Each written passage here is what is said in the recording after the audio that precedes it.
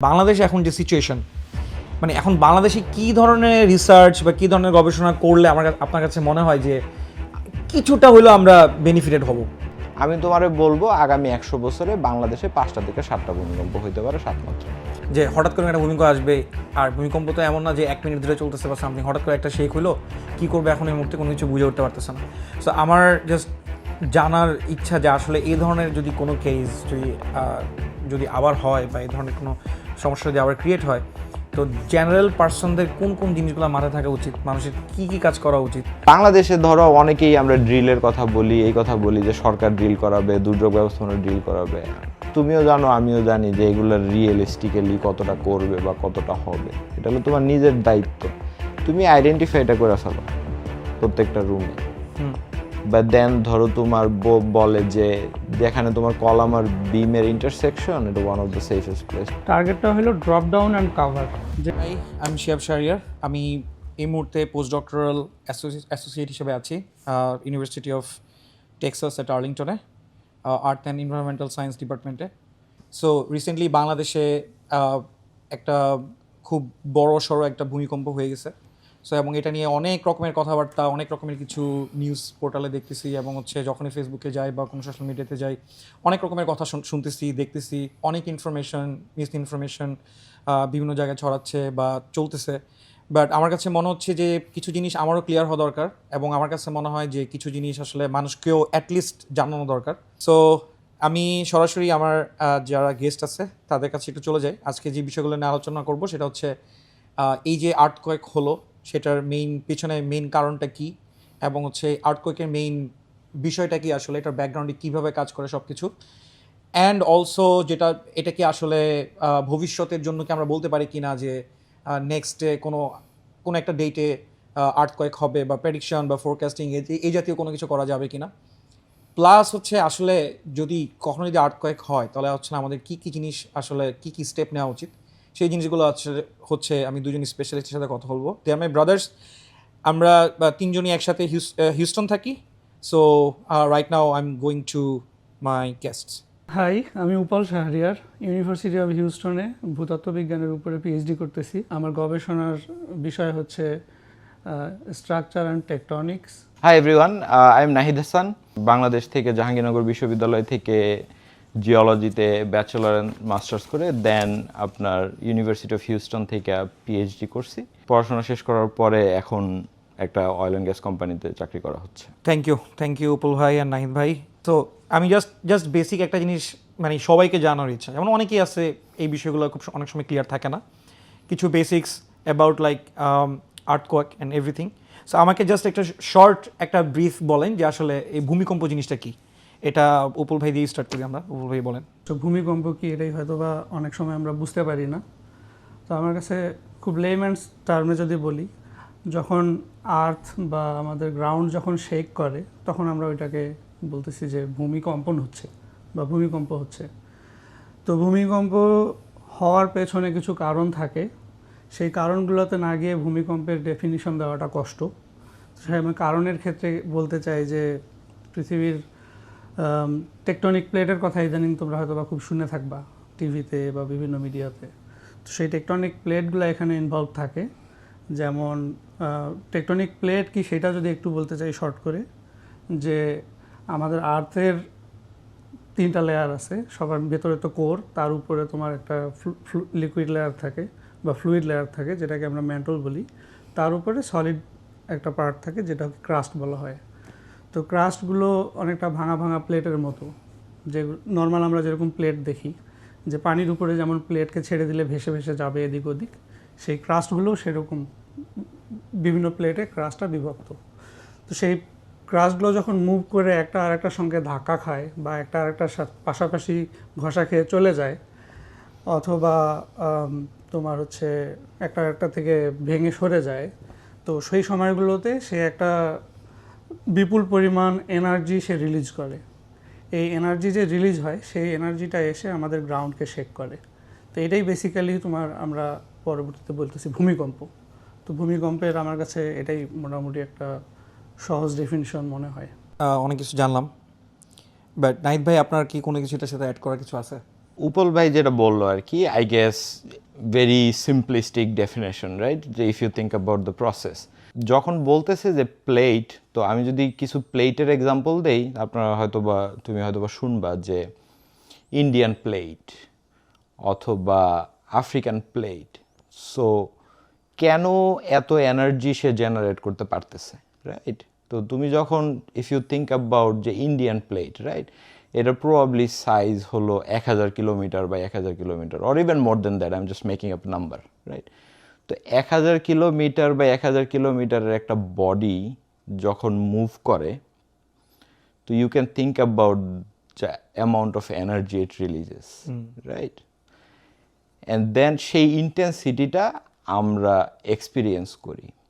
And এখানে one of the আরেকটা bigger controlling factor হবে যে আমরা আরেকটা কথা আর্থকোয়েকের ক্ষেত্রে শুনি সবার প্রথমেই, যে এপিসেন্টার, রাইট? যে কোথায় এই ধাক্কাটা খাইলো, রাইট? That's the epicentre. তো আমার অবস্থানটা কোথায় এই রিলেটিভ টু দ্যাট এপিসেন্টার, সেটা কন্ট্রোল করবে যে আমি কি পরিমাণ শেকটা ফিল করতেছি, রাইট? সেই জায়গায় আই গেস এখন একটা সুন্দর সময় ইন্ট্রোডিউস করার, আমরা যে বলি যে এত মাত্রার আর্থকোয়েক, এটা অ্যাকচুয়ালি আমরা মিন করি যে আপনার ইন্ডিয়াতে আর্থকোয়েক হলো, এই ধাক্কাটা বাংলাদেশে আসতে ধরলাম 2 মিনিট লাগলো। আরেকটা আর্থকোয়েক হইলো হয়তো আমেরিকায়, ওইটা আসতে লাগলো 10 মিনিট। ওইটা আমি সবসময় অল্প ফিল করব দেন ইন্ডিয়ারটা। তো জিনিসটাকে একটু সাম আপ করি সবার জন্য, আই থিঙ্ক ইট হেল্পস। তো উপল যেটা বললো যে কাঁপলো, দ্যাটস ভূকম্পন। কোথাও ধাক্কা খাইলো, এপিসেন্টার আসলো আমার কাছে একটা ডিস্টেন্স ট্রাভেল করে, ডিপেন্ডিং অন কোথায় আমার সোর্স, আমি শক্তিটা কম বা বেশি ফিল করতেছি। এটা হলো overall process what's going on. আচ্ছা ভাই, হ্যাঁ আমি বিষয়টা মোটামুটি বুঝলাম।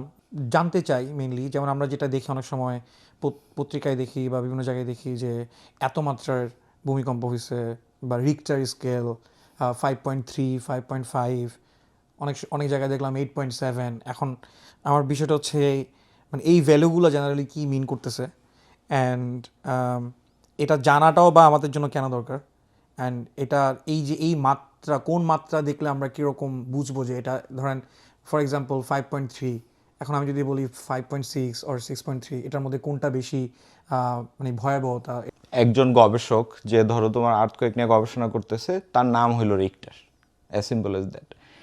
এখন সে ভাবলো যে এটারে তো কোনো একটা ভাবে ক্লাসিফাই করা দরকার, জাস্ট লাইক ধরো তুমি মুরগি কিনতে গেলা 1 কেজি 2 কেজি, রাইট? ওজনরে ক্লাসিফাই করি আমরা। তো এখন এটারে কিভাবে ক্লাসিফাই করা যায়? আর্থকোয়েক, আমরা যেহেতু এতক্ষণ কম্পন, সোর্স এগুলো নিয়ে কথা বললাম, সে ভাবলো যে কতটা শক্তি রিলিজ হচ্ছে, এটারে আমি একটা স্কেল করতে পারি কিনা, as simple as that, right? যে একটা আর্থকোয়েক হয়েছে, যেটা ধরো একটা পাথর ঢিল দেওয়ার সমান এনার্জি, এটাকে ধরো আমি বললাম 1, just making it up, right? সেইভাবে ক্লাসিফাই করার চেষ্টা করলো। তো যেহেতু এর আগেই আমরা কথা বলছি যে এটা খুবই বড় স্কেলের ঘটনা হয় কমনলি, আবার ছোট স্কেলেও হয়, তো সেজন্য তোমার স্প্রেড অফ এনার্জিটা অনেক হাই। ইট ক্যান বি ধরো জাস্ট পুকুরে একটা ঢিল দেওয়ার এনার্জি থেকে শুরু করে 1000 কিলোমিটারের একটা বডি ধাক্কা খাচ্ছে কারোর সাথে। তো এই ধরনের ক্লাসিফিকেশনের জন্য আমরা তো ধরো 6-7 পড়ছি যে খুব ইজিয়ার ওয়ে টু ডিভাইড ইট হলো তোমার লগারিদমিক স্কেল। তো লগারিদমিক স্কেল নিয়ে যদি আমি একটা জাস্ট রিফ্রেশারের জন্য একটা লাইন বলি, বেসিক্যালি আমি বলতে চাচ্ছি যে একটা স্টেপ থেকে আরেকটা স্টেপ ইজ 10 গুণ। সো তুমি যদি এখন রিক্টার স্কেলটা ভাবো, যে আমি বললাম যে রিক্টার স্কেলের 5 ভূমিকম্প অনুভূত হয়েছে এপিসেন্টারে। কথাটা একটু এক্সপ্লেইন করি। আমাদের বাংলাদেশের উদাহরণটা যদি দেই, তোমার নরসিংদীতে এই ভূমিকম্পটা অনুভূত হইল, রাইট? 5.7 মতো বলতেছে, রাইট? ওই জায়গাটাতে যে এনার্জিটা রিলিজ হইলো সেটাকে আমরা বললাম 5.7। 5.7 কিন্তু তোমার বরিশালে না, একটু কম, সোর্স থেকে যত দূরে যাবা, রাইট? আর ট্রানজিশনটা হলো যে 5.7-এ যে এনার্জিটা রিলিজ হলো 6.7-এর এনার্জি ইজ ইটস 10 টাইমস। এটা কিন্তু একটু কাউন্টার ইনটুইটিভ, রাইট? সো কেউ যদি এরকম বলে যে 5 আর 6 কাছাকাছি, আসলে কাছাকাছি না, এটা 10 গুণ ডিফারেন্ট। সেজন্যই তুমি যে কোশ্চেনটা আরেকটু ইলাবোরেট করি, যে বললা যে 5 হইলে আমি কি ভাববো। তো জেনারেলি তুমি জিনিসটা এমনি ভাববা যে একটা বড় ট্রাক যদি যায়, এটার কাঁপুনিটা হলো 0.5 এক। যদি মোটামুটি একটা ভালো শেকিং হলো, যেটা মাঝারি ভূমিকম্প বলতেছি, বাংলাদেশে যেটা হলো, এটা ধরো মোর লাইক 3 to 5। ওয়ারেজ ধরো 5 থেকে যদি আমি 7-এ যাই, এটার 100 গুণ বেশি energy, then really like something is going on. ধরো ওই জায়গায় তোমার লিটারালি বিল্ডিং কলাপস করতেছে or something like that, right? So sum it up, basically তোমার এনার্জিটাকে জাস্ট কয়েকটা ভাগে ভাগ করলা ইন এ লগারিদমিক স্কেল। হ্যাঁ ভাই, আমি বুঝলাম আসলে, মানে স্কেলটা মোটামুটি বুঝা গেছে। আশা করি যারা দেখবে ভিডিওটা তারাও হয়তো বা জিনিসটা ক্লিয়ার হবে। সো আমার কোশ্চেন হলো, ধরেন এই যে আপনি একটু আগে যেটা বললেন যে নরসিংদীতে যে রিক্টার স্কেল ছিল, কোনো একটা ভ্যালু ছিল, ঢাকা এখান থেকে একটু কম হয়েছে, রাইট? সো আমার জাস্ট জানার ইচ্ছা, আমার মনে হয় I am not sure, but if I am not wrong, যে আমি মনে হয় বাংলাদেশে এর থেকে বেশি কি, এর থেকে মানে 5.3 বা 5.5 রিসেন্টলি যেটা হয়েছে, এর আগে যে ধরনের ভূমিকম্প হয়েছিল সেই ভূমিকম্পগুলোতে জেনারেলি আমি জানি না এ ধরনের শক কেউ ফিল করছে কিনা, বাট রাইট নাও 5.3-তে যে পরিমাণ শক ফিল করছে, মানে আমার কোয়েশ্চেন হচ্ছে, মানে 5.3-তে যদি এই শক হয়, তাহলে 6.3 বা 6.5 হলে বাংলাদেশের বা ঢাকার কী সিচুয়েশন হবে এটা আমি কল্পনা করতে পারতেছি না। বাট আমার কাছে মনে হয় যে আমি যদি এর আগে হিস্ট্রি দেখি বা পত্রপত্রিকায় দেখি, আমার কাছে মনে হয় এর থেকে বড় মাত্রা ভূমিকম্প মনে হয় অনুভূত হয়েছিল, but I am not sure যে 5.3-তে কেন মানে এই ধরনের সিচুয়েশন ক্রিয়েট হলো আর কি। Very good question actually. এবং এই জায়গায় আমি তোমার সেজন্য এপি সেন্টারের কথাটা বললাম, যে রাইট, আবার যদি আমরা একটু রিক্যাপ করি, যে নরসিংদীতে ওই স্পেসিফিক জায়গাটায় 5.7 রিক্টার স্কেলের শেকটা হইল। এখন তোমার প্রশ্ন হলো যে এইবার বেশি কাঁপুনি কেন ফিল করলো মানুষ, রাইট? কারণ আমরা ধরো আমাদের বয়স এখন ধরো 30-র কাছাকাছি, রাইট? আমরা ছোটবেলা থেকে যেই কয়েকটা আর্থকোয়েক ফেস করছি, আমার যদি স্মৃতিশক্তি ঠিক থাকে, তোমার এই 4-5-এর কাছাকাছিগুলা বেশিরভাগের সোর্স হলো তোমার মোর লাইক মায়ানমার, অথবা তোমার north of Sylhet, like Meghalaya area, right? Basically বাংলাদেশের যেই জায়গায় তুমি পাহাড়গুলা দেখো। সো আগে যে জিনিসটা বলতেছিলাম, যে it's just as simple as that, তোমার মায়ানমার থেকে ওর দূরত্বটা কত? এক্স্যাক্টলি, মায়ানমার থেকে আমার দূরত্ব ইজ লাইক 500 কিলোমিটার। 500 কিলোমিটার আসার পরে আমার প্রবাবলি 5-রে আমি ফিল করছি হয়তো 3। আচ্ছা, ওয়ারেজ নরসিংদী থেকে সে তো 1 সেকেন্ডেই চলে আসছে, 1 সেকেন্ডে চলে আসতেছে, এবং এটা আমরা অনেক বেশি ফিল করতেছি। সে জাস্ট 40 কিলোমিটার দূরে, রাইট? তো সেজন্যই তুমি এই কাঁপুনিটা বেশি ফিল করবা। ওকে, দেন সেকেন্ড কোয়েশ্চেন হলো যে এর কাছাকাছি আগে ভূমিকম্প হয়েছে কিনা। তো এটার দুইভাবে অ্যান্সার দেই, রাইট? তুমি যদি ভাবো যে 3, 4, 5, 1, 2 এগুলোর ফ্রিকোয়েন্সি পৃথিবীতে বেশ হাই, ওকে? 5 মাত্রার ভূমিকম্প প্রবাবলি পুরা পৃথিবী যদি তুমি নাও, প্রত্যেক দিন একটা করে হয়। প্রত্যেক দিন একটা করে হয় পুরা পৃথিবীতে যদি নাও। It's pretty common. তো বাংলাদেশেও এরকম, সে তুমি যদি গত 100 বছর নাও, দেখা যাবে যে এই 5 মাত্রার ভূমিকম্প হয়তো বা 20টা হয়েছে। আমি এক্সাক্ট নাম্বার জানি না, জাস্ট থিঙ্কিং র্যাশনালি, রাইট? দেন হয়তো বা 6 মাত্রার ভূমিকম্প হয়েছে 10টা। আর রেকর্ডেড 7 বা 8-এর দিকের ভূমিকম্পের কথা আমরা 3 থেকে 4টার কথা জানি। সো আমার কথা হলো যে এখন ধরেন এই যে আমরা বললাম যে নরসিংদীতে আগে কখনো হয়েছে বলে আমি জানি না, উপর ভাই আপনার কি, আমি জানি না, নাহিদ ভাই আপনার কি, আমার আইডিয়া নাই। Probably this is the first time যে বাংলাদেশে নরসিংদীতে এই ধরনের কোনো ফল্ট বা সামথিং লাইক দ্যাট পাওয়া গেছে বা লাইক দ্যাট। বাট আমার কোয়েশ্চেন হলো এই যে ফল্ট, এই যে এই যে জিনিসগুলো ফল্ট, মাধবপুর ফল্ট, তারপর হচ্ছে I am not Dawki fault, আরও বিভিন্ন ধরনের ফল্ট কথাটা শুনতেছি। এখন হয়তো বা এটা আপনারা জিওলজিস্ট, আপনাদের কাছে এই জিনিসটা অনেক বেশি ক্লিয়ার, কিন্তু মানুষ আসলে কীভাবে জিনিসটা বুঝবে আসলে এই যে ফল্ট যে জিনিসটা, বা যে ডাউকি, মাধবপুর, নরসিংদী বিষয়টা কি, যদি আপনি উপলব্ধ যদি একটু যদি জিনিসটা এক্সপ্লেন করতেন। তো সেও আমি তোমার প্রশ্নটা শুনলাম, কিন্তু আমি নাহিদের যে আর্থকোয়েকের বাংলাদেশের হিস্ট্রি সেটার সঙ্গে একটু অ্যাড করি যে তোমার আগে বড় আর্থকোয়েক হয়েছিল কিনা। তো হিস্ট্রিক্যালি মানুষের লোকমুখে শুনে বা তোমার হচ্ছে কিছু বড় বড় চেঞ্জেস যেগুলা দেখা যায়, কিছু জিনিসপত্র লিপিবদ্ধ ছিল, মানুষ অনুভব করছে, সেগুলো হয়তো বা লিখে রাখছে যে এই ঘটনা ঘটছে ইতিহাসের মধ্যে, সেগুলো থেকে তোমার দেখা যায় যে 1600 সালের দিকে একটা বড় ধরনের ভূমিকম্প হয়েছিল, যেটার মাত্রা ছিল 8-এর মতো। তোমার সিলেটের যে ডাউকি ফল্টের কথা বললা, সেই ডাউকি ফল্টের লোকেশন ছিল। তো এরপরে বড় ধরনের ভূমিকম্প হচ্ছে তোমার 1900 শতকের প্রথম দিকে, 1918 থেকে 23-এর মধ্যে বড় বড় 3টা ভূমিকম্প, যেগুলার মাত্রা তোমার 7 বা 7-এর উপরে একটু ছিল। তো এগুলো বড় ভূমিকম্প। আর ছোট ভূমিকম্প তো প্রতি বছর প্রায় হাজার হাজার হয় সারা পৃথিবীতে। 5 মাত্রার ভূমিকম্প নাহিদ যেমন বললো প্রায় 500টার মতো হয় প্রতি বছর। তো বাংলাদেশের আজকের যে তোমার 5.5 মাত্রার ভূমিকম্পের যে এপিসেন্টার, সেটা হচ্ছে নরসিংদী। এই নরসিংদী থেকে শুরু করে তোমার হচ্ছে যদি ওপর দিকে যাও ডাউকি ফল্ট পর্যন্ত, বা নিচ দিকে যাও তুমি বরিশাল হাতিয়া পর্যন্ত, তো এই পুরা লাইন বরাবর তোমার ছোট ছোট মাত্রার গত 100 বছরে অনেক ভূমিকম্প হয়েছে। তো যার কারণে ধারণা করা হয় যে এখানে যেহেতু এত ভূমিকম্প হচ্ছে, তো এখানে কি ওই যে টেকটনিক প্লেট বললাম, সেই টেকটনিক প্লেট দুইটা প্লেটের বাউন্ডারি আছে কিনা, বা তোমার হচ্ছে তুমি যেটা ফল্ট বলছো, তো ফল্ট জিনিসটা বলি। ফল্ট হচ্ছে তোমার বেসিক্যালি যে একটা টেকটনিক প্লেট, সে তার মধ্যে ভাঙন তৈরি হতে পারে।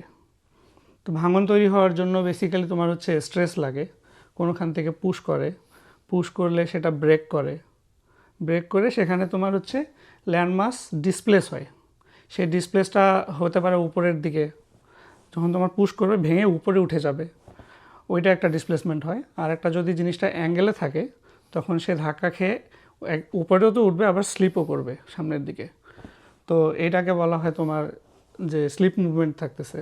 তো এগুলোর নাম আছে, উপরে উঠে গেলে থ্রাস্ট ফল্ট বলে, সামনে চলে গেলে তোমার হচ্ছে স্ট্রাইক স্লিপ ফল্ট বলে। তো এই জিনিসগুলো হচ্ছে তোমার ফল্টের আইডিয়া। এখন সাধারণ চোখে আমরা ফল্ট কোথাও আছে কিনা এটা বুঝবো কেমনে, সাধারণ মানুষ কেমনে বুঝতে পারে যে বা ফল্ট জিনিসটা আসলে ট্রু কিনা।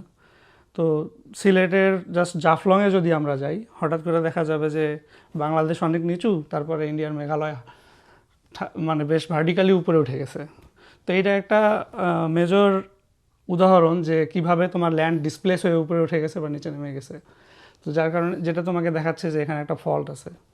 আর মধুপুরের যে ফল্ট, সেই ফল্টের কথা তুমি বললে, মধুপুরের ফল্ট একটা ব্লাইন্ড থ্রাস্ট ফল্ট বলে মানুষ মনে করে, যেটা আসলে তোমার কেউ ছবি তুলে নাই, দেখে নাই, বাট তোমার ওখানে কিছু লিনিয়ামেন্টস আছে নদী যেমন, তো লিনিয়ার ইয়াতে থাকার কারণে হয়তো বা এগুলো তখন দেখে মানুষ প্রেডিক্ট করে যে এখানেও একটা ফল্ট থাকতে পারে। যেমন বাংলাদেশের তোমার আরও 2টা খুব ভালো উদাহরণ হচ্ছে যে একটা হচ্ছে পদ্মা নদীর গতিপথ ছিল তোমার এক সময়, সে পদ্মা নদী খুলনা দিয়ে ঢুকে যেত বঙ্গোপসাগরে। তো অনেক আগে কোনো একটা আর্থকোয়েকের কারণে তার গতিপথ চেঞ্জ হয়ে তোমার এখন যমুনায় গিয়ে পড়ছে, বা যমুনা থেকে পরে পদ্মা নাম নিয়েই আবার সামনে চলে গেছে, এইটা একটা। আর যমুনা নদীকে দেখবা যে একদম তোমার রংপুরের ওখান থেকে শুরু করে সোজা নিচের দিকে আসছে, তো একটা লাইনের মতো। তো এখানেও চিন্তা করা হয় যে নিচে কোনো ডিসপ্লেসমেন্ট আছে, যেহেতু ফল্ট জিনিসটা মোটামুটি লিনিয়ার হয়, তো এই বড় বড় কোনো একটা ফল্ট থাকতে পারে। তো এগুলো হচ্ছে তোমার বেসিক এই 3টা জায়গার একটু বিবরণ। থ্যাংক ইউ উপুল ভাই, জিনিসটা আসলে বুঝায় বলার জন্য। আমার এখন আরেকটা মানে কোয়েশ্চেন আছে, সেটা হচ্ছে এরকম যে আমি আপনার একটা 71-এর আজকে একটা ইন্টারভিউ দেখছি। তো ওখানে আমি যে জিনিসটা দেখলাম 71 টিভিতে, যেখানে আপনি বলছেন যে মানে আসলে আর্থকোয়েক প্রেডিক্ট করাটা পসিবল না। সো আমি যদি কোয়েশ্চেনটা আবার আপনাকে করি, জাস্ট আপনার কাছ থেকে শুনতে চাই। কারণ আমি নিজেও রিসেন্টলি ফেসবুকে অনেকগুলো পোস্ট দেখছি এরকম, যে কোথাও বলছে যে লাইক নভেম্বরের একটা সার্টেন ডেট থেকে ডিসেম্বরের একটা সার্টেন ডেট পর্যন্ত এই টাইমটাতে লাইক মায়ানমার, তারপর হচ্ছে বাংলাদেশ বা আফগানিস্তান, বিভিন্ন জায়গার একটা ম্যাপে দেখলাম যে এই জায়গাগুলোতে ভূমিকম্প অনুভূত হইতে পারে, এই ধরনের একটা কিছু দেখলাম। এখন আমার কোয়েশ্চেন, যেহেতু আমি এয়ার পলিউশন স্টাডি করি, আমার মেইন কাজই হচ্ছে ফোরকাস্টিং করা বা এই জাতীয় জিনিসগুলো বা মডেলিং করা, এই ধরনের কাজগুলো করা। আমার কোয়েশ্চেন হচ্ছে যে লাইক ভূমিকম্প কি আসলে প্রেডিক্ট করা বা ফোরকাস্ট করা সম্ভব কি না, এটা আপনার কাছে জাস্ট ইয়েস অর নো জানতে চাই। না, তোমার মিনিংফুল ওয়েতে না। আর্থকোয়েকের মেকানিক্সটা যদি আমরা তো এতক্ষণ কথা বললাম যে তোমার মুভ করলো অ্যান্ড দেন ধরো একটা জায়গায় একটা চাপ জমা হইলো, দেন এটা রিলিজ করলো, রাইট? এখন তোমার একটা অ্যানালজি দিয়ে বলি যে রাইট, তুমি ধরো একটা লাঠি নিলা, এখন লাঠির দুই সাইড দিয়ে এটারে ভাঙা শুরু করলা। এটা কি করে? এটা একটু মটমট মটমট আওয়াজ করে, then there is a critical point, ভাঙা যায়। এখন এই ভাঙনটা হচ্ছে কোথায়? 10 কিলোমিটার নিচে, 20 কিলোমিটার নিচে, রাইট? নরসিংদীর ক্ষেত্রে ইট ওয়াজ বলে যে 10 কিলোমিটার নিচে, রাইট? তো 20 কিলোমিটার নিচে কখন এটা ভাঙবে, এটার জন্য ওই 20 কিলোমিটার নিচে যা আছে, এটার স্ট্রেংথ, এটার প্রপার্টি, ইট কামস উইথ তোমার অনেক আনসার্টেনিটি, যে জন্য এটার মিনিংফুল ওয়েতে প্রেডিক্ট করা যায় না পিওরলি ফিজিক্যাল সেন্সে।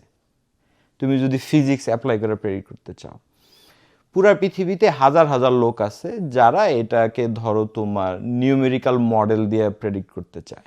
জাস্ট লাইক একটা সিভিল ইঞ্জিনিয়ার যা করে, একটা সফটওয়্যারে সে রডরে টানা শুরু করে, কখন সে ছিঁড়বে, কখন সে ভাঙবে, সে এটারে সিমুলেট করার ট্রাই করে। তো অনেক লোক যে আমার মেবি এই রক আছে আমি জানি, মেবি এই জায়গায় ইন্ডিয়ান প্লেট এসে এই ঠেলাঠেলি করতেছে, সেটারে সে মডেল করে প্রেডিক্ট করার চেষ্টা করে। তুমি তো অ্যাজ এ পোস্টডক, মানে আমার মনে হয় সবাই জানে যে model can be so much uncertain, exactly. এই জন্য ইটস ভেরি হার্ড যদি আমার কাছে প্রপার ডেটা না থাকে। সো সেই জায়গায় আমি ওই তোমাকে বলতে চাচ্ছিলাম যে 10 কিলোমিটার নিচের ডেটা আর 20 কিলোমিটারের নিচের ডেটা তুমি জোগাড় করবা এবং সেটাকে ক্যালিব্রেট করবা, ইটস ভেরি হার্ড। জাস্ট একটা কোনোভাবে নিয়ে নিলে এই ডাটা দিয়ে তো হয় না, ইউ নিড টু ক্যাপচার যে পুরো ওভারঅল ভ্যারিয়েবিলিটিটা কি, দেন তুমি মডেল করতে পারবে। দেন সেকেন্ড আরেকটা জায়গায় যাইতে চাই, তাহলে তুমি বলবা যে তাইলে কি ভাই আর্থকোয়েক নিয়ে কোনো প্রেডিকশন হয় না দুনিয়াতে? হয়। কি হয়? তোমার মোর লাইক ফোরকাস্টিং হয়। ফোরকাস্টিংয়ের কনসেপ্টটা যদি চিন্তা করি, একটু ডিফারেন্সিয়েট করার চেষ্টা করি টেকনিক্যালি আর কি, যে কি হবে। আমি বললাম বা ধরো উপল বলল যে হিস্ট্রিটা, তো তোমার বাংলাদেশে আমি ধরো একটা কিছু নাম্বার মেক করি যে বাংলাদেশে 7 মাত্রার ভূমিকম্প গত 100 বছরে 5টা হয়েছে। তার আগের 100 বছরেও কি 5টা হয়েছে? ধরো আমি জানি, হ্যাঁ। তার আগের 100 বছরে 6টা হয়েছে। আমি তোমারে বলবো আগামী 100 বছরে বাংলাদেশে 5টা থেকে 7টা ভূমিকম্প হইতে পারে 7 মাত্রার। এটা আপনি স্ট্যাটিস্টিক্যালি বলতে পারতেছেন? Statistically, exactly. আমার হ্যাঁ, ওকে। এবং তুমি এটা বুঝতেছো যে এটার আনসার্টেনিটি বা ভালনারেবিলিটিটা মানে সো হাই, কারণ আমি তোমার এক্স্যাক্ট টাইম বলতে পারবো না। আমি জাস্ট তোমার ওভারঅল একটা ফ্রিকোয়েন্সি, মানে এটা রিকারেন্সটা বলতে পারবো হয়তো। যেহেতু আমি স্ট্যাটিস্টিক্যালি আমি মনে করতেছি যে যদি আমার স্ট্যাটিস্টিক্যাল ডেটা এনাফ হয়, ইট মাইট বি হ্যাপেনিং। আর একটা লাইন বলা শেষ করি, যে তুমি বলবা যে এটা তো অনেক ভেইগ অ্যান্সার, রাইট? এই তথ্যটার আসলে কোনো ইউটিলিটি আছে কিনা, কোনো ইউজফুলনেস আছে কিনা? আছে। তুমি যদি জানো যে বাংলাদেশে 7 মাত্রার 5টা হবে 100 বছরে, বাট 6 মাত্রার 20টা হবে, বা 5 মাত্রার 50টা হবে, ইউ ক্যান প্রিপেয়ার, রাইট? কবে জানো না, তুমি তোমার বিল্ডিংটা একটু ভালো করে বানাইতে পারো, তুমি তোমার নিজের সেফটি স্ট্যান্ডার্ড একটু উন্নত করতে পারো, রাইট? ওই জায়গায় এই জিনিসটার ইউটিলিটি স্টিল আছে আর কি। মানে আমরা একটা ধারণা পাইতে পারি, but I can say like time and place এটা কখন কোথায় হইতে পারে এটা it be very difficult. But for example like আমরা যেরকম এখন ধরেন টেম্পারেচার, রেইনফল আর বিভিন্ন কিছু প্রেডিক্ট করি, ফোরকাস্টিং করি, যেটা অনেকটাই সহজ বা ইজি বিকজ আমাদের কাছে অনেক ডেটা অ্যাভেলেবল। এক্স্যাক্টলি। তারপর অনেক কিছু আছে যেটা দিয়ে আসলে আমরা প্রেডিক্ট করাটা মাছ মোর ইজিয়ার, বাট ভূমিকম্প is a complete different thing. So আমরা আসলে এই জিনিসটা বলতেই পারতেছি না, টেম্পারেচার অথবা রেইনফল এগুলোর মতো বলতে পারতেছি না যে এটা কালকে কেমন হবে বা পরশুদিন কেমন হবে। গরু নাকি টের পায় 2 মিনিট আগে, রাইট? গ্যাস নাকি বের হয়, কার্বন ডাইঅক্সাইড নাকি বের হয়, রাইট? এগুলা দিয়ে প্রেডিক্ট করা যায় কিনা এই বিষয়টাও এই আলোচনায় অনেক আসে আর কি। এই জিনিসটা আমি মানে ক্লিয়ার করতে চাচ্ছিলাম এই জায়গাটায়। বাট এটার জন্য তো আমার কাছে মনে হয় অনেক সেন্সর লাগবে। আপনি মানে কোথাও যদি কার্বন ডাইঅক্সাইড বা কোথাও স্পেসিফিক পরিমাণ কোনো একটা গ্যাস যদি রিলিজ হয়, কেমনে বুঝবে? এটা তো আসলে পসিবল না। এবং হচ্ছে এটার জন্য আলাদা সেন্সর লাগবে। আপনি স্যাটেলাইট ইমেজ দিয়েও আসলে এটা ভেরি টাফ, ভেরি ডিফিকাল্ট। এটা আপনার কাছে মনে হয় না অনেক? এক্স্যাক্টলি, এই জিনিসটার জন্যই আমি জিনিসটাকে আনলাম যে এখন গরু মানে বেসিক্যালি মেকানিক্সটা তোমারে বলি যে ধরো আমরা তো একটা সার্টেন ডেসিবেলের সাউন্ড শুনি, রাইট? তো থিওরিটা হলো যে তুমি যদি ফ্রিকোয়েন্সি স্পেকট্রামটা ভাবো একটা ওয়েভের, ও ধরো একটু হায়ার ফ্রিকোয়েন্সি বুঝতে পারে, যেটা ধরো আমি বুঝি না। তো হায়ার ফ্রিকোয়েন্সি তো ট্রাভেল ফাস্টার, তো ও একটু আগে টের পাইলো। ইন থিওরি রাইট, কোনো সমস্যা নাই। এন্ড কি করবে সে গরু একটু এজিটেট করবে মাঠে ঘাটে। কারণ ওর কি খিদা লাগছে না ওর টয়লেট ধরছে, এটা আমি আইডেন্টিফাই করব কেমনে? গরু হয়তো বা টের পাইছে আর কয়েক, but I can not decipher why, right? Exactly. তো এগুলো হলো কি, আর দেখবা যে তোমার অনেকে মেনশন করে, বাট ইটস অলমোস্ট লাইক ওই সিউডো সায়েন্স আর কি, ওই পানি ভরার মতো আর কি, নাথিং মোর দেন দ্যাট। বুঝছো, মানে কনসিস্টেন্টলি জিনিসটা ইউজ করা যায় না। নাহিদ ভাই, অনেক কিছু জানলাম এই বিষয় সম্পর্কে, বাট আমার এখানে আরেকটা কোয়েশ্চেন আছে। লাইক এই যে আমরা জিনিস উপর হয়ে গেছে সরাসরি ব্যাপারটা একটু ডিসকাস করি, সেটা হচ্ছে এরকম যে এই যে আমরা বললাম যে আসলে মানে সহজে প্রেডিক্ট করা যাইতেছে না ভূমিকম্পটা, বা আমরা বলতে পারি যে এই কোনো একটা স্পেসিফিক জায়গায় কোনো একটা ফল্ট আছে, বা হয়তো বা এখানে কোনো ভূমিকম্প হইতে পারে, বাট আমরা আসলে বলতে পারতেছি না কোন সময় কি হইতেছে না হইতেছে। বাট টিভিতে প্লাস অনেক কিছু দেখতেছি যে হ্যাঁ এটা হয়তো প্রেডিক্ট করা সম্ভব বিভিন্ন ওয়েতে। বাট আমার প্রশ্ন হচ্ছে ধরেন বাংলাদেশে এখন যে সিচুয়েশন, মানে এখন বাংলাদেশে কী ধরনের রিসার্চ বা কী ধরনের গবেষণা করলে আপনার কাছে মনে হয় যে কিছুটা হলেও আমরা বেনিফিটেড হব? তো শিহাব, তোমার যে কোয়েশ্চেনটা খুবই প্র্যাকটিক্যাল কোয়েশ্চেন, আমাদের দেশের জন্যও দরকার, সারা পৃথিবীর জন্যও দরকার। তো যেই ধরনের গবেষণা হওয়া উচিত বা হওয়া পসিবল কিনা, ইতিমধ্যেই অনেক ধরনের গবেষণা মানুষজন করার চেষ্টা করতেছে। তার মধ্যে একটা হচ্ছে তোমার প্লেটের মুভমেন্ট কোন দিকে, তার গতি প্রকৃতি কেমন, এইসবের উপরে। তো প্লেটের মোশন, স্লিপ ডিরেকশন, কোন দিকে স্লিপ করতে পারে, এগুলো নিয়ে তোমার হচ্ছে গবেষণা অলরেডি হচ্ছে, কিন্তু এখনও সেগুলো অত তোমার ম্যাচিওর হয় নাই, হয়তো বা সময়ের সাথে সাথে হবে। তো ওই যে তোমার হচ্ছে বলা হলো যে বাংলাদেশে প্রেডিক্টটা কিভাবে করতেছে যে একটা বড় ধরনের ভূমিকম্প হবে। তো বলছে যে 1600 সালে 8 মাত্রার ভূমিকম্প হয়েছে ডাউকিতে। তো তারপরে 400 বছরে তো আর তেমন বড় কোনো ভূমিকম্প হয় নাই। 1600 সালে 8 মাত্রার ভূমিকম্প হইছে, এটা কি রেকর্ডেড কিভাবে হলো? এটা লোকমুখে রেকর্ডেড, ওই সময় যারা ছিল তারা রেকর্ড করছে। মানুষজন তো ওই সময়ও তাদেরও তো লেখবার জিনিসপত্র ছিল, রেকর্ডেড হিস্ট্রি ছিল। তো সেখান থেকে তোমার হচ্ছে এগুলো জানা যায়। তো এবং 8 মাত্রারই হয়েছে, তুমি এটা কিভাবে কনফার্ম হবা? তো ওই সময় তোমার হচ্ছে যেই ধরনের ডেভাস্টেশন হয়েছে, এখনকার 8 মাত্রার ভূমিকম্পের ডেভাস্টেশনের সাথে ওই বর্ণনাকে মিলায় তারা ওইখানে একটা তোমার কোয়ালিটেটিভ নাম্বারিং করছে। ওই সময় নিশ্চয়ই রিক্টার স্কেল ছিল না, তো সেটা হয়েছে। তো এই 400 বছরে যে এখন আর এত 8 মাত্রার ভূমিকম্প হলো না, তো তোমার হচ্ছে যারা গবেষণা করতেছে বাংলাদেশের আর্থকোয়েক নিয়ে, তারা এই স্লিপ মুভমেন্ট এবং তোমার হচ্ছে প্লেটের মোশন, তোমার হচ্ছে ইন্ডিয়ান প্লেট যে সামনের দিকে যাচ্ছে আগায় বা ডাইভ ডাউন করতেছে, তো ওইটার গতি ইত্যাদি দেখতেছে যে গত 400 বছরে হয় নাই। তার মানে এখন অনেক স্ট্রেইন ওখানে স্টোরড হচ্ছে বা স্ট্রেস স্টোর হচ্ছে। তো সেই স্ট্রেনটা যে কোনো মুহূর্তে আসলে ভেঙে যেতে পারে, ওইটা নিয়েই মোর প্রেডিকশনটা, যে হ্যাঁ এটা তো অনেক স্ট্রেস এতদিনে এখানে জমা হওয়ার কথা।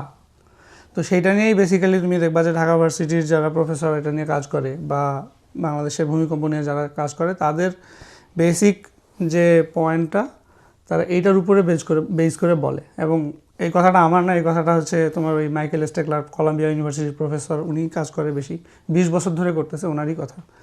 এখন নতুন কি গবেষণা করা যাইতে পারে? নতুন গবেষণার তোমার হচ্ছে কিছু ওয়ে আছে, যে ধরো আর্থকোয়েক যে প্রতি বছর অনেক অনেক হচ্ছে আমাদের ওই নির্দিষ্ট এরিয়াটা বরাবরও হচ্ছে, তো ওগুলোর তোমার ডেটা রেকর্ডেড হয়।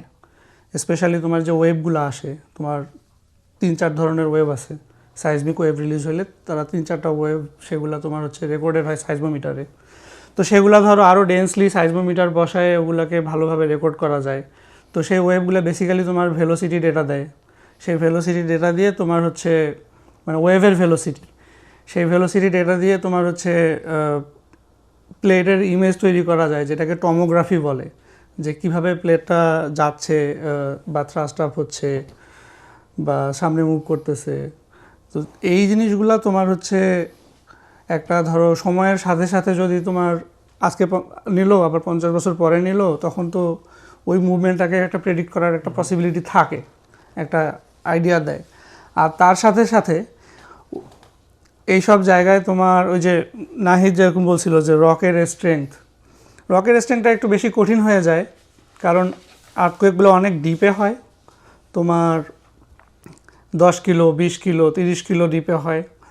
কিন্তু ধরো এই জিনিসগুলোর তোমার হচ্ছে যে ভেলোসিটি দিয়েও তাদের প্রপার্টি বের করা যায় অনেক সময়, যে কোন ধরনের ভেলোসিটি কোনখানে কতটুকু চেঞ্জ হলো, আর্থকোয়েকের যে বিভিন্ন ওয়েভগুলো আসতেছে, তো সেই ভেলোসিটি চেঞ্জের মডেল দিয়ে তোমার হচ্ছে রকের প্রপার্টি বা তার ভিতরে তোমার কোনো ধরনের ল্যাবে টেস্ট করে তোমার হচ্ছে ময়েশ্চার কতটুকু আছে, এই ধরনের জিনিসপত্রগুলো অ্যাড করে তোমার ওগুলোকে মডেল করলে তোমার একটা আইডিয়া পাওয়া যাইতে পারে যে এটা ব্রেক হওয়ার পসিবিলিটি কেমন, এটা কতটুকু ব্রিটল, কতটুকু ডাকটাইল।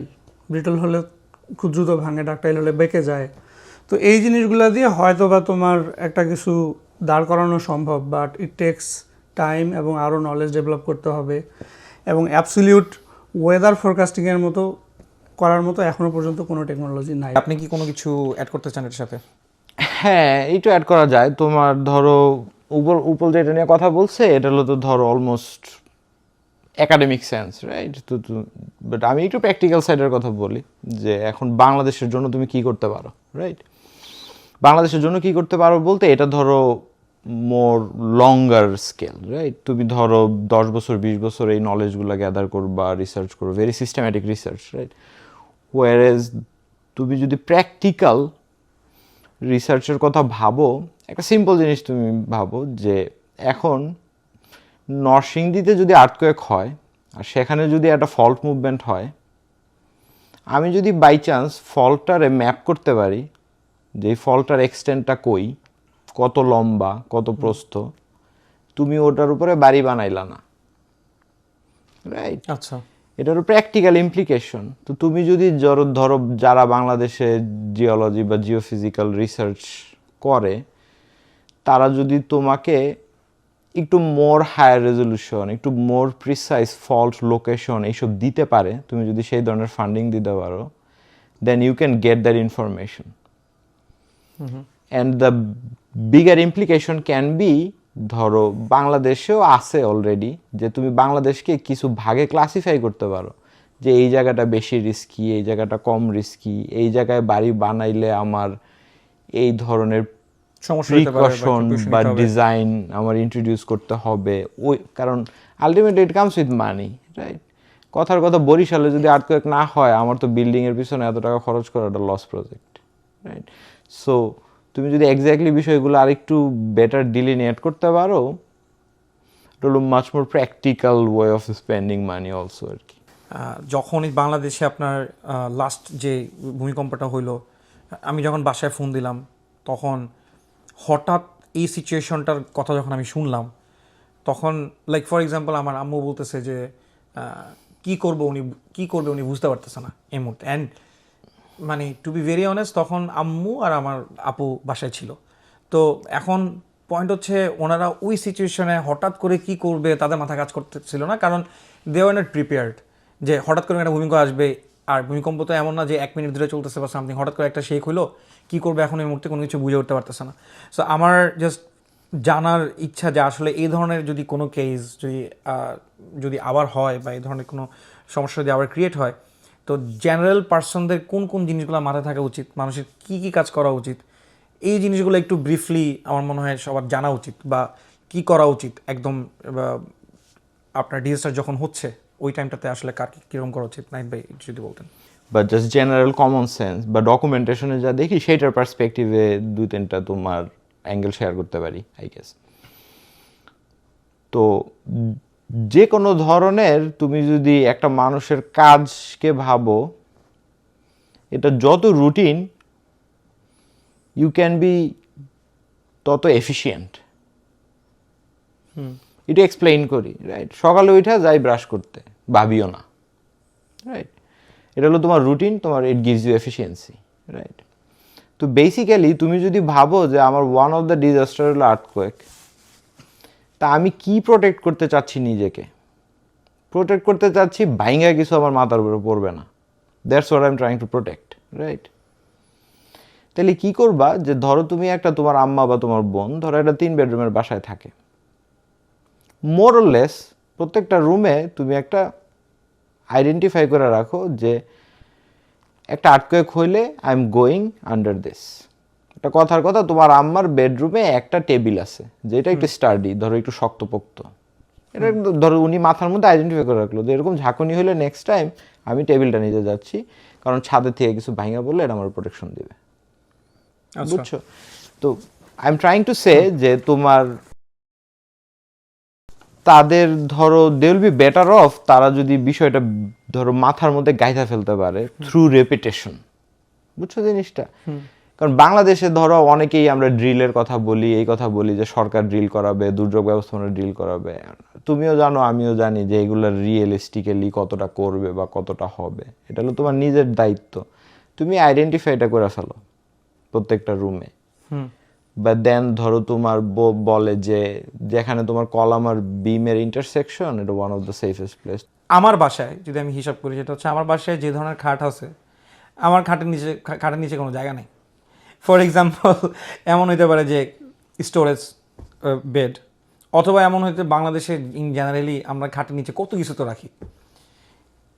আমার মতো মোটা পার্সন বা কোনো একটা পার্সন সেই যদি বিছানার ভিতরে না ঢুকতে পারে, বা কারোর বাসায় ফর এক্সাম্পল যদি আপনার ওই টেবলের ভিতর দিয়ে ঢোকার জায়গা না থাকে, কথার কথা, সেই ক্ষেত্রে কী করে, মানে সেই ক্ষেত্রে কী করতে হবে? মানে এখন বাসায় তো কোনো জায়গা নেই মানে ঢুকার, এই ক্ষেত্রে সিচুয়েশন এমন হতে পারে কি যে লাইক ওনারা হয়তো নতুন একটা কিছু কিনতেছে যে ওটার ভিতরে পরে ভূমিকম্প হলে এটার ভিতরে ঢুকবে বা সামথিং, নাকি লাইক তাড়াতাড়ি করে বিল্ডিং থেকে নিচে নেমে যাবে, বা কী ধরনের সিচুয়েশন?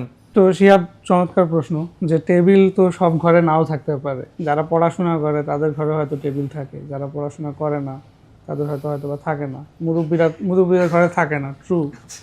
তো সেই সব ক্ষেত্রে তোমার যদি একটা ঘরে সাধারণত বা যে কোনো বাসায় দেখবা যে একটা শক্তপোক্ত পিলার থাকে, রাইট? তো পিলারের কাছাকাছি জায়গাগুলোতে দাঁড়ানো ভালো, যেখানে আইসা 3টা পিলার মিলছে অথবা 3টা আইসা মিলছে, স্টাডি জায়গাগুলা 3টা বিম আইসা মিলছে। তো এই জায়গাগুলোতে গিয়ে তারা আশ্রয় নেবে। বেসিক্যালি টার্গেটটা হলো ড্রপ ডাউন অ্যান্ড কাভার, যে সে ওখানে যাবে, বসে পড়বে মাথাটাকে ধরে, সেটা টেবিলের নিচে হোক বা এরকম জায়গায় হোক। এখন তুমি বললা যে সিঁড়ি দিয়ে নেমে দৌড় দিবে কি না, নেভার। প্রথমে তোমার হচ্ছে ওয়ালের কাছে যাওয়া যাবে না, জানলার কাছে যাওয়া যাবে না, এইসব জায়গা খুব ভালনারেবল। তারপর হচ্ছে তোমার লিফট কখনোই ব্যবহার করা যাবে না, কারণ লিফট ইলেকট্রিসিটি চলে যেতে পারে, ডিজাস্টার হইতে পারে, লিফট ভেঙে পড়তে পারে। আর সিঁড়ি দিয়ে তো অবশ্যই দৌড়ানো যাবে না, কারণ সিঁড়ি দিয়ে অনেক সময় মানুষ সবাই দৌড় দেয়, দেন ওখানে পদদলিত হওয়ার সম্ভাবনা থাকে, পড়ে যাওয়ার সম্ভাবনা থাকে। তো ওখানে তোমার হচ্ছে সাপোর্টও কম থাকে, তো ওখানে ভেঙে পড়তে পারে বেশি। আমার মনে হয় দ্যাট মিন্স মানে অ্যাটলিস্ট ঢাকার ক্ষেত্রে আমার কাছে মনে হচ্ছে, কারণ আপনি ঢাকার ক্ষেত্রে আপনি নিচে নামা তো আপনার কোনো লাভ হচ্ছে না। আচ্ছা, আশেপাশে যে রোডের যে বিল্ডিং এর যে অবস্থা, আপনার কোন মানে লাইক বিল্ডিং মানে দুই পাশে দুইটা সব জায়গাতে বিল্ডিং, মাঝখানে একটা রোড, আপনি কোথায় যাবেন? হ্যাঁ। আপনি হচ্ছে যে আপনার যদি কোনো একটা মাঠে যেতে হয়, মাঠে যেতে যেতে তো হয়তো বা কোনো মৃত্যু হয়ে যেতে পারে। হ্যাঁ, তো বিষয়টা এটাই যে তুমি একটা বহুতল ভবনে আসো, don't try to go out. হ্যাঁ, আমরা তাহলে হচ্ছে মানে বাইরে যাওয়া যাবে না, না, যেভাবে হোক আমাদের মাথাটাকে বা নিজের শরীরটাকে প্রোটেক্ট করার জন্য মানে তোমার ঘরের study ভিতরেই, কোথাও আমার নিচে ঘরের ভিতরেই। ঘরের ভিতরে আমাকে এবং অবস্থান নিতে হবে। এইখানে আরেকটা বিষয় মুখ্য, সেটা হচ্ছে যে তোমার ঘরের ভেতরে আরও মানুষজন থাকবে, তাদেরকে ডেকে ডেকে সতর্ক করতে যাওয়ার সময় আসলে তুমি পাবা না। সো প্রত্যেকটা মানুষকে আগে থেকেই বলে রাখতে হবে, বা প্রত্যেকটা জনের এটা জানা থাকতে হবে। নাহিদ যেটা বললো যে ব্রাশ করার মতো একটু রিপিটেটিভ ওয়েতে মানুষ মনে রাখলে ভালো হয়, যে ভূমিকম্প হচ্ছে, প্রত্যেকটা মানুষ জানে যে সে কী করবে। এখন আমি যাই টেবিলের নিচে ঢুকবো, আর আমি যাই খাটার নিচে ঢুকবো, অথবা দুটাই না থাকলে আমি গিয়ে বিমের বা যেখানে তোমার পিলার আছে সেই জায়গাটাতে গিয়ে বসবো বা দাঁড়াবো। তো এই জায়গাগুলা।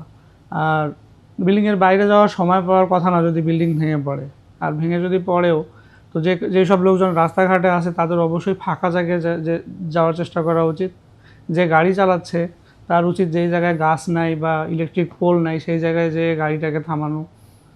এবং যখন তুমি ভূমিকম্প থেমে গেছে, কিছু হয় নাই, তারপরে তুমি আস্তে করে বিল্ডিং থেকে বের হয়ে যায়, ফাঁকা জায়গায় যায় আধা ঘন্টা 1 ঘন্টা থাকো, বিল্ডিংটাকে একটু অবজার্ভ করো বা একটু অ্যাসেস করা হোক কোনো না কোনোভাবে, যে এখানে ফাটল তৈরি হয় নাই বা একটা বড় ধরনের সমস্যা পসিবিলিটি নাই, তারপরে you can go back. First case preparation, right? তো এটার এখানে একটা উদাহরণ দিই। তো আমি বা তুমিও তো, আমরা তো হিউস্টনে থাকি, তো এখানে তোমার কয়েক বছর পর পরই তো হারিকেন হয়, তুমি দেখো, রাইট? তো ওয়ান অফ দ্য সাজেশন দেখবা সবসময় আমাদের দেয় যে খুবই চিপ একটা ইনভেস্টমেন্ট, যে একটা ব্যাটারি চালিত লাইট, 2টা ব্যাটারি চালিত লাইট, কিছু dry food, you are talking about একটু ধরো বিস্কুট, নুডলস আর সামথিং লাইক দ্যাট, বুঝছো? 500-600 টাকা ইনভেস্টমেন্ট।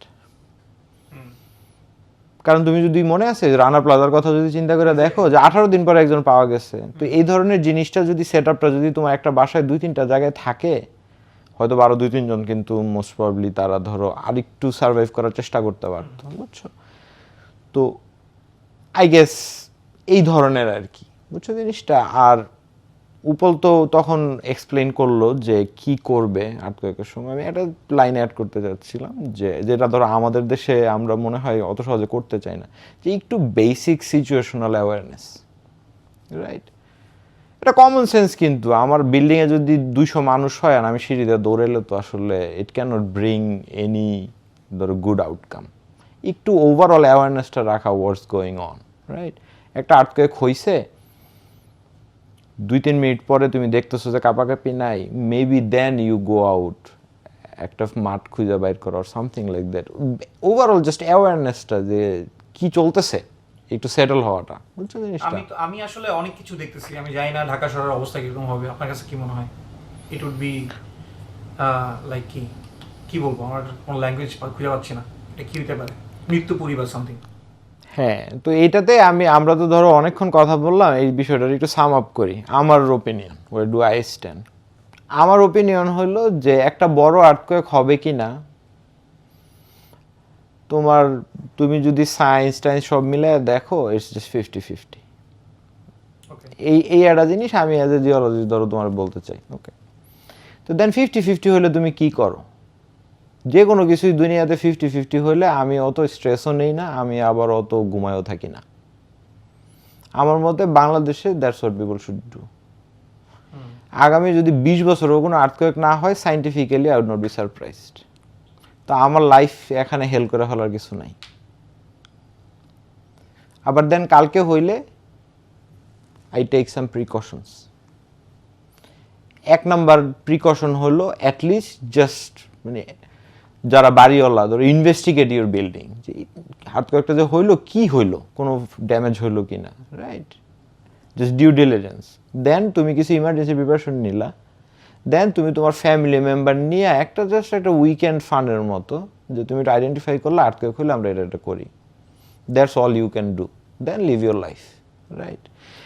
মানুষের মানে I don't see at all যে প্যানিক করার কোনো রিজন আছে, and also I don't see at all যে পুরো জিনিসটারে নিয়ে জাস্ট ডোন্ট কেয়ার করার কোনো কিছু আছে। মানুষ as a individual, as a society, as a government, কারোরই সবারই এখানে স্টেপ নেওয়ার জায়গাও আছে আর কি। ধন্যবাদ দুপুল ভাই এবং নাহিদ ভাই আপনাদেরকে।